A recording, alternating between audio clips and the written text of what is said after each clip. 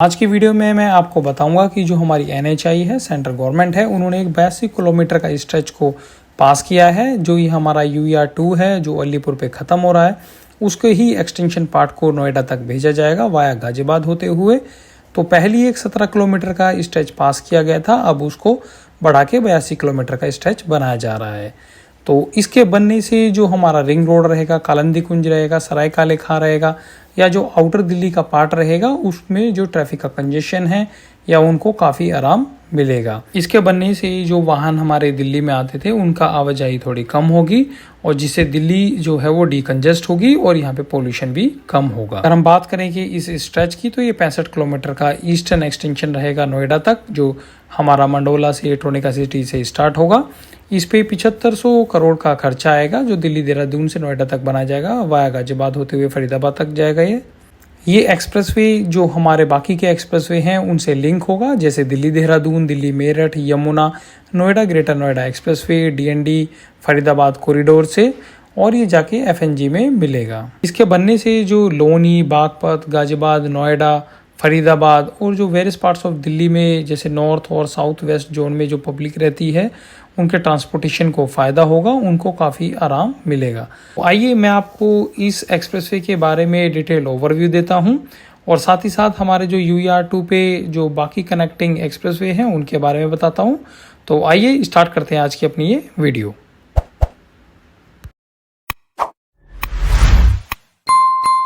जैसे कि आप जानते हैं कि जो यूईआर 2 है वो हमारा थर्ड रिंग रोड रहेगा दिल्ली का, और उसका लगभग जो डिस्टेंस रहेगा वो 76 किलोमीटर्स का रहेगा।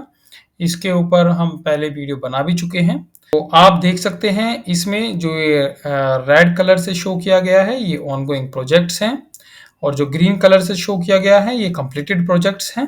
तो जो ये हमारा ऑरेंज से शो किया गया है ये वेस्टर्न पेरिफेरल एक्सप्रेसवे है जो अपना केएमपी का है, और ये जो आप पर्पल से देख रहे हैं ये अपना कटरा एक्सप्रेसवे यहाँ से स्टार्ट हो रहा है, और ये जो जितने भी येलो हैं ये हमारे एनएच जो है उसके एक्सप्रेसवे रहेंगे। ये जो हमारा आप देखेंगे ये हमारा स्टेट एक्सप्रेसवे के तौर पे रहेगा। जो ये पर्पल है ये हमारा ईस्टर्न पेरिफेरल एक्सप्रेसवे है। अगर हम बात करें यूईआर 2 की, तो यूईआर 2 का स्ट्रेच जो है वो फिलहाल 76 किलोमीटर का है, और जो बड़ी जल्दी स्टार्ट होने वाला है। इसमें जो आप एक ग्रीन स्पॉट देख रहे हैं ये हमारे कंप्लीट हो चुके हैं। एक बहादुरगढ़ के लिए बनाया गया है इस पर यूईआर 2 से, और एक सोनीपत के लिए जो बवाना से होके जाता है। तो ये दो स्पर जो हैं वो बनाए गए हैं इसमें, और एक स्पर जो है वो द्वारका एक्सप्रेसवे के लिए बनाया गया है। ये अगर हम इस रेड जंक्शन की बात करें तो ये हमारा शिव मूर्ति वाला है, जो नेशनल मंडेला मार्ग पे टनल बन रही है 5 किलोमीटर की, उसके बारे में ये सारी मैं आपको पहले वीडियोस में बता चुका हूँ। उसके बाद अगर आप ये देखें तो ये हमारा पूरा का पूरा जो यूईआर 2 है इस समय वो 99% कंप्लीट हो चुका है, बड़ी जल्दी ओपन हो जाएगा। ये हमारा NH4 है। तो हमारा जो यूईआर 2 है वो यहाँ से स्टार्ट हुआ, और यहाँ तक अभी तक उसका अलीपुर तक इनॉग्रेशन बड़ी जल्दी होने वाली है। अब हम बात करते हैं अपने आज की वीडियो की। तो जो आज की वीडियो हमारी रहेगी उसमें मैं आपको बता दूं कि जैसे मैंने पहले भी प्रीवियस वीडियो में आपको दिखाया था कि एक 17 किलोमीटर का जो हमारा पैच है वो हमारा अलीपुर से लेकर जहाँ पे यूईआर 2 NH1 पे ख़त्म हो जाएगा, जो NH44 है उस वहाँ से स्टार्ट होगा, और अपना जो ट्रोनिका सिटी है वहाँ तक इसको बनाया जाएगा। के लिए फंड भी रिलीज हो चुका है 3500 करोड़ रुपए का। ये डीपीआर इसकी बनाई जा रही है। लेकिन हाल फिलहाल में जो एनएचआई है सेंट्रल गवर्नमेंट, वो जो हमारा एफएनजी एक्सप्रेसवे रहेगा, जो हमारा ईस्टर्न एक्सटेंशन रहेगा अर्बन एक्सटेंशन रोड 2 का, उस पे भी काम कर रही है, और उसको भी कंसीडर करते हुए उसकी भी डीपीआर जो है वो एक साथ बनाने की कोशिश कर रही है। तो ये पैच रहेगा हमारा 65 किलोमीटर का, और ये रहेगा हमारा 17 किलोमीटर का। तो लगभग दोनों को अगर मिलाएं तो ये 82 किलोमीटर्स का आपका जो एक्सप्रेसवे है वो बन जाएगा, और ये हमारा 76 का, तो ये लगभग 158 किलोमीटर का एक्सप्रेसवे है एफएनजी को इंक्लूड करते हुए बन जाएगा। नेक्स्ट वीडियो में मैं आपको इसका पूरा जो रूट मैप होगा वो दिखाऊंगा। इस वीडियो में मैं आपको इसकी थोड़ा-सा ओवरव्यू दे देता हूँ। उसके बाद अगर हम ये 65 किलोमीटर की बात करें, तो जहाँ पे ये दिल्ली-देहरादून एक्सप्रेसवे पे खत्म होगा, वहीं से आगे ये 65 किलोमीटर का एक्सप्रेसवे स्टार्ट होगा। जब मैं नेक्स्ट वीडियो में आपको दिखाऊँगा, तो मैं दिखाऊँगा कि यहाँ पे जो जीडीए है, उसने कुछ जो पैच है, वो बनाया हुआ भी है। उसी के ऊपर जो एनएचएआई है, वो अपना एक्सप्रेसवे डेवलप करेगी। आप जानते हैं कि एनएचएआई जो है, वो ग्राउंड लेवल से अपना जो एक्सप्रेसवे है, नॉन स्टॉप उसको उठा के बनाती है। तो उसी तरीके से इनको उठा के बनाएगी। तो मंडोला के बाद जो एक घिटोरा गाँव आता है, तो उसके पास से ये होता हुआ जाएगा। घिटोरा के बाद जो अपना आएगा फिर फर्रुख नगर के बाद हिंडन, हिंडन से होता हुआ ये अपना इंदिरापुरम, इंदिरापुरम के बाद एक एफएनजी एक्सप्रेसवे स्टार्ट हो जाता है, जिस पे काफ़ी हद तक काम हो भी चुका है और बीच में जो है उसका कुछ पैच कंप्लीट नहीं हुआ है। और ये जो ब्रिज रहेगा यमुना पे, इस पे भी अभी तक कोई काम नहीं हुआ है। तो कुछ-कुछ इसमें हिस्सा जो है वो पूरा हो चुका है यूपी सरकार की तरफ से। हरियाणा सरकार की तरफ से इसमें अभी कुछ काम नहीं हुआ है। तो जल्दी जब ये एक्सप्रेसवे बनेगा, तो इस पे सारा काम कंप्लीट होगा। तो ये बहुत समय से माँग उठ रही थी यूपी सरकार के और हरियाणा सरकार के द्वारा कि फंड की कमी के कारण एनएचएआई इस एक्सप्रेसवे को अपने अंडर ले ले। तो एनएचएआई ने अब जो एक हमारी आउटर रिंग है, ईस्टर्न पेरिफेरल और वेस्टर्न पेरिफेरल को मिला के उसी के तर्ज पे अब एक इनर रिंग का निर्माण करने की कोशिश की है, जिसमें अपना यूईआर-2 रहेगा, जो शिव मूर्ति आईजीआई से होता हुआ अपना अलीपुर तक जाएगा। अलीपुर के बाद ये अपना ट्रोनिका सिटी जो दिल्ली देहरादून एक्सप्रेसवे है, वहाँ तक जाएगा। उसके बाद ये क्रॉस करता हुआ जो अपना मेरठ एक्सप्रेसवे रहेगा, उसको टच करेगा। उसके बाद ये अपना नोएडा एक्सप्रेसवे रहेगा, जो उसको टच करेगा। फिर ये आप देखेंगे तो ये हमारा जो एक और ये जो ग्रीन कलर का देख रहे हैं, तो ये एक स्पर बनाया गया है 60 किलोमीटर का, जो हमारा दिल्ली मुंबई एक्सप्रेसवे को टच करेगा। उसके बाद एक स्पर जो है वो यहाँ से भी बनाया जाएगा, जो हमारा यूईआर-2 का फुल कंप्लीशन होगा। तो इस तरीके से एक इनर रिंग का पूरा निर्माण किया जाएगा, जिससे अगर कोई बदरपुर की तरफ से, फरीदाबाद की तरफ से आ रहा है, तो उसको सोनीपत जाने के लिए या मेरठ जाने के लिए इस रूट का इस्तेमाल ना करना पड़े। वो जो है वो इन एक्सप्रेसवे का इस्तेमाल करे और आसानी से वो अपने डेस्टिनेशन तक पहुँच जाए, जिससे दिल्ली में पॉल्यूशन और ट्रैफिक कंट्रोल होगा। तो आप ये देखें कि ये है हमारा एक तरह का एक्सप्रेसवे का जाल रहेगा, जो एनसीआर में बनाया जाएगा, जिससे दिल्ली को डिकंजेस्ट किया जा सके। तो मैं आपको इसमें पहले यूईआर-2 से ही स्टार्ट करते हुए चीज़ों को बता देता हूँ, जिससे दिल्ली को फ़ायदा होगा। तो आप देखें कि ये जैसे द्वारका एक्सप्रेसवे है, तो अगर कोई हरियाणा के इस पार्ट से या फिर राजस्थान से आएगा, तो उसको गाज़ियाबाद जाने के लिए अब इधर जाने की ज़रूरत नहीं है। वो आराम से यूईआर-2 का इस्तेमाल करते हुए गाज़ियाबाद जा सकता है, इस तरफ से और अपना इस तरफ से।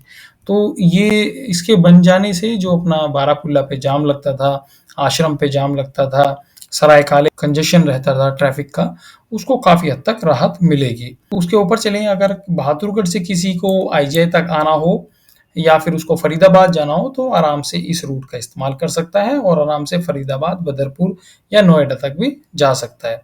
उसके ऊपर की बात करें कि जिसको भी अगर आप सोनीपत से आईजीआई जाना हो, तो वो इस रूट का इस्तेमाल करते हुए जो ये स्पर बनाया है, उससे आराम से वो सोनीपत से आईजीआई तक आ सकता है। और आप देखेंगे तो ये एक हमारा कटरा एक्सप्रेसवे भी है। एक एक्सप्रेसवे और बनेगा जो 20 किलोमीटर का स्पर रहेगा और उसको इस कटरा एक्सप्रेसवे से जोड़ा जाएगा, जिससे आराम से यूईआर-2 से आप कटरा एक्सप्रेसवे जा सकते हैं। अब जैसे आप देखेंगे कि कटरा एक्सप्रेसवे जा सकते हैं, तो कोई अगर गाज़ियाबाद से या फिर लूनी की तरफ से या फिर जो हमारा नॉर्थर्न पार्ट है दिल्ली का, ईस्टर्न पार्ट है दिल्ली का, उस तरफ से जम्मू कश्मीर, अमृतसर इस तरफ जाना चाहता है, तो आराम से वो कटरा एक्सप्रेसवे को यूईआर-2 की मदद से लेगा और वो अपने बिना दिल्ली में एंटर किए हुए आउटर रूट का इस्तेमाल करते हुए वो अपना जो एक्सप्रेसवे है वहाँ तक पहुँच जाएगा। तो जो पानीपत से आते हैं, जिनको पहले आईजीआई जाना होता था या जिनको पहले आईजीआई जाना होता था, अब वो पहले इस रूट का इस्तेमाल करते थे अब उनको इस रूट का इस्तेमाल करने की कोई ज़रूरत नहीं रहेगी, वो UR2 का इस्तेमाल करते हुए जाएँगे। फिर अगर हम आगे बात करें तो हरियाणा, राजस्थान की जितनी भी जो अपना ट्रांसपोर्ट रहेगा, वो आराम से इस रूट को फ़ॉलो करेगा और दिल्ली-देहरादून एक्सप्रेसवे का इस्तेमाल करते हुए देहरादून और हरिद्वार जा सकता है। उसके बाद अगर हम बात करें कि अगर हम इस पार्ट को मेरठ जाना हो, आराम से इस रूट का इस्तेमाल करते हुए जो नियर फ्यूचर में बनेगा, वो गाज़ियाबाद और फिर यहाँ से मेरठ एक्सप्रेसवे को भी टच कर सकता है। तो इस तरीके से ये रूट बनाए गए हैं।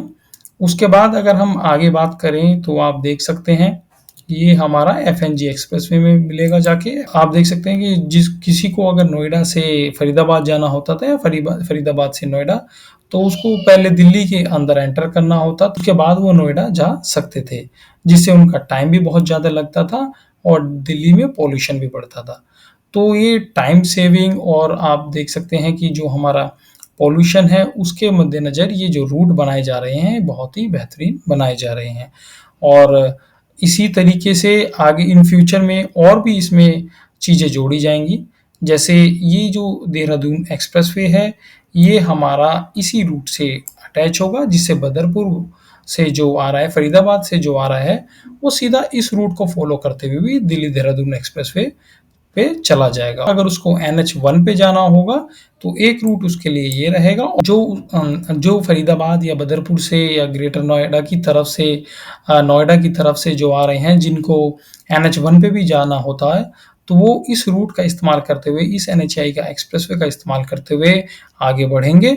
और एक एक्सप्रेसवे जो हमारा रहेगा, जो अक्षरधाम से और अम्बाला तक, जो चंडीगढ़ तक एक न्यू NH1 बनाया जाएगा, तो वो उस पे ट्रैवल करेंगे और वो जो है वो यमुना के जो नॉर्दर्न है उस पार्ट पे बनाया जाएगा, जो बुराड़ी, उसके बाद जो हमारा ये क्रॉसिंग आ रही है, यहाँ से होता हुआ जाएगा और इसके बाद वो आगे अम्बाला तक जाएगा।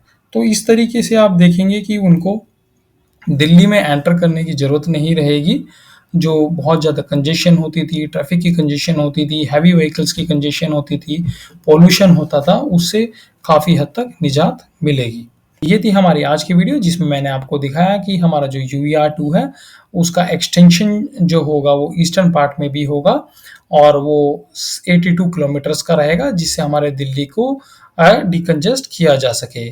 तो अगर ये वीडियो आपको अच्छी लगी हो तो इसको लाइक कीजिएगा, शेयर कीजिए, चैनल पे नए आए हैं तो चैनल को सब्सक्राइब कीजिएगा।